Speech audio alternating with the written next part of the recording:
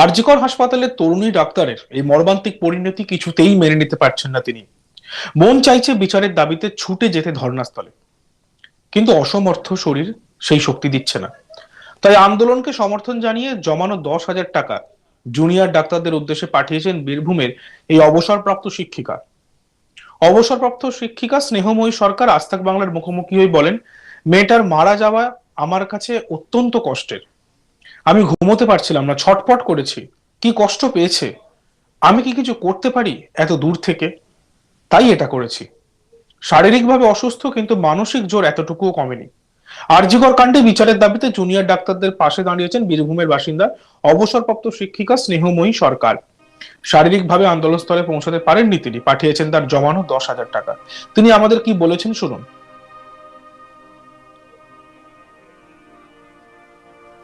অভয়ার বিচারের জন্য নির্ভয়া হয়ে তিলোত্তমার। আমি কি শুধুমাত্র আমি কি করব ওদের জন্য ভাবছি, কাঁদছি মেয়েটার জন্য। আমার পার্টিকুলারলি ওই মেয়েটা কি কষ্ট পেয়ে না মারা গেছে, কেন হবে? আমাদের মতো ভারতবর্ষের মতন একটা গণতান্ত্রিক দেশে এটা কেন হবে? রাজনৈতিক বা ন্যায় বিচার একেবারে কি শেষ হয়ে গেছে বলে মনে করছেন? এতটা দূর সময় চলে গেল, এতটা সব জিনিস পুড়িয়ে, নথি টথি পুড়িয়ে শেষ করে দিল, আর কি পাবে? এটাতে মানে সন্দেহ থেকে যাচ্ছে। এক এক সময় মনে হচ্ছে হ্যাঁ হয়তো হতে পারে, কিন্তু বেশিরভাগ সময় মনে হচ্ছে আর কিছু হবে না। তাহলে এইটাতে থেকে যদি মেয়েটার বাবা মা কোনো বিচার না পায়, তাহলে সেটা কি পর্যায়ে এলো? আমাদের ছেলে মেয়েদেরকে আমরা কি করে বাইরে ছেড়ে দেবো? বুঝতেই তো পারছি না।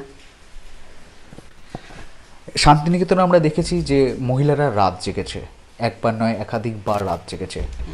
তো সেখানে আপনি কি অংশগ্রহণ করতে না, পেরেছেন? আমি শুন না, আমি আমি বাইরে যাই না বলতে গেলে। এখন ইয়েতে শরীরটা ভালো নাই, অনেক দিন ধরে জ্বরে ভুগেছি, দিয়ে একদমই আমি সত্যি যাই না শান্তিনিকেতনে।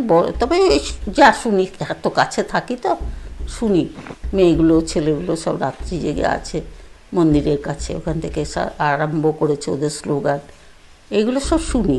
আর একদিন আমি ডাক্তারের কাছে গিয়েছিলাম, যাচ্ছিলাম, তখন দেখলাম শান্তিনিকেতনের কিছু, কোন ভবনের ছেলে মেয়ে আমি বুঝতে পারলাম না, কিছু ছেলে মেয়ে শান্তিনিকেতন টু বোলপুর যাচ্ছে।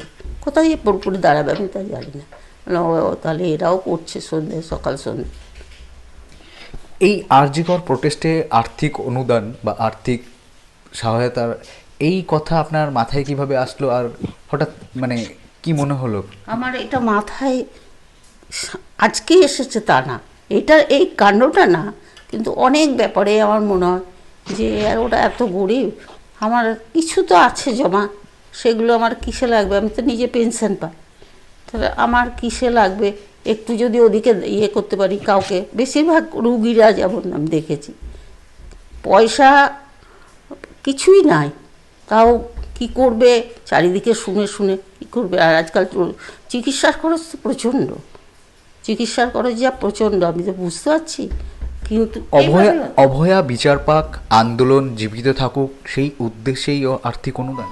একদম অন্য কোনো কিছু না। আর ছেলেগুলো কত কষ্ট করছে, ছেলেগুলো দিনের পর দিন, দিন রাত ওই রকম, তারাও ভালো ঘরেরই ছেলে, নিশ্চয় ভালো খারাপ ছেলে তো একটা, এরা কী করে ওরা ওদের চলবে কী করে? এখনও অনেক আমি সবসময় ওইটা, আমি আগে অত নিউজ দেখতাম না, এখন এমনি দেখে বলছি যে ছেলেগুলো কী করে চলবে, বা অন্য অনেক কাজ থাকে, একটা একটা আন্দোলন চালাতে গেলে প্রচুর কাজ থাকে। তো আমার এইটুকুন যাই হোক, যে এইটুকুনি দিলাম, তাতে যদি কাজে লাগে আমি নিজেকে ধন্য মনে করব। আপনি তো আমাকে আসার সময় বলছিলেন যে আমার বাঁ হাত কিছু করলে ডান হাত জানতে পারে না। হ্যাঁ, তো আমার খুব লজ্জা লাগে, আমি যে এতটাই, এটা কি, এটা কিছু, কত বড় বড় লোক কত দান করেছে, আর যেন লজ্জা লাগে আমার সত্যি করে, যে আমি যদি কাউকে কিছু দিই কেউ যেন জানতে না পারে। ঠিক আছে, ওরা তো এটা যে এরকম জানাজানি হবে অত আমি ভাবিনি। তাহলে আপনি একজন শিক্ষিকা, মানে অভয়া তিলোত্তমার বিচার যেন স্পষ্টভাবে হোক। একদম ওর স্পষ্টভাবে বাবা মাকে জানতে দিক, ওর বাবা মাকে দেখতে পর্যন্ত দেয়নি, যদিও সব শোনায় নিউজই, তাছাড়া তো দেখতে পর্যন্ত দেয়নি। ওর বাবা মার শান্তি তো চলে গেল, গোটা জীবনের শান্তি ওদের চলে গেল, কিন্তু আরও তো ছেলে মেয়ে আছে, তাদের কপালে যেন এরকম না হয়। একটারই উপযুক্ত শাস্তি হলে এটা খানিকটা কমতে পারে বলে আমি মনে করি। আপনার এখনো অভয়ার জন্য মন কাঁদছে বলছে। খুব আমার অসম্ভব যে কী করে, যতক্ষণ না একটা মীমাংসা হচ্ছে ততক্ষণ যেন রাত্রে ঘুমাতে পারি না। আমাদের প্রতিনিধি শান্তনু হাজরার রিপোর্ট আমরা দেখব। অভয়া বিচারের জন্য নির্ভয়া হয়ে তিলোত্তমারা বাংলার রাজপথে নেমেছে, রাত দখল করেছে, একবার না একাধিকবার। আন্দোলন প্রায় 1 মাস পার হয়ে গেছে, এখনো বিচার কিন্তু বিচারাধীন অবস্থায় রয়েছে। এই ঘটনায় 2 অভিযুক্ত গ্রেপ্তারও হয়েছে, তবে এখনো বাংলার জনতা কিন্তু শান্ত নয়। বাংলার জনতার দাবি যে সঞ্জয় রায়ের মতো আরও যত সঞ্জয় রায় রয়েছে অভয়া কাণ্ডে যুক্ত, তাদের সকলকেই ধরপাকড় করতে হবে এবং চরমতর কঠোর শাস্তি প্রদান করতে হবে, এই অপমার জনতার কিন্তু দাবি। এই দিকে আরজি করে যে চিকিৎসকেরা, জুনিয়র ডাক্তারেরা যে আন্দোলন অভয়ার জন্য করছে, রাত জেগে বৃষ্টি ভেজে বিভিন্ন উপায়ে, আর সে আন্দোলনে যে অর্থের প্রয়োজন, খাবারের প্রয়োজন, আর রীতিমতোই রাজ্যের মানুষ তাদেরকে কিন্তু বিভিন্ন প্রান্ত থেকে বিভিন্নভাবে কিন্তু পৌঁছে দিচ্ছে। ঠিক বীরভূমের বাসিন্দা অবসরপ্রাপ্ত এক শিক্ষক কর্মী, তিনি কিন্তু পেনশনের অর্থকে নিজের প্রয়োজনের আর্থিক যে প্রয়োজন, সেই প্রয়োজনকে উপেক্ষা করে নিজের পেনশনের যে বেতন, সেই পেনশনকে কিন্তু তিনি রীতিমধ্যেই আরজিকর আন্দোলনের প্রোটেস্টে কিন্তু পৌঁছে দিয়েছেন। তিনি আরও জানিয়েছেন যে উনি এটা তার ছোট্ট মাত্র উপায় বা প্রচেষ্টা, ওনার শারীরিক অক্ষমতা থাকলে তিনি আন্দোলনে কিন্তু কলকাতা যেয়ে আন্দোলন করতেন, এমনটাও কিন্তু আজ তাক বাংলার অকপটে তিনি জানিয়েছেন।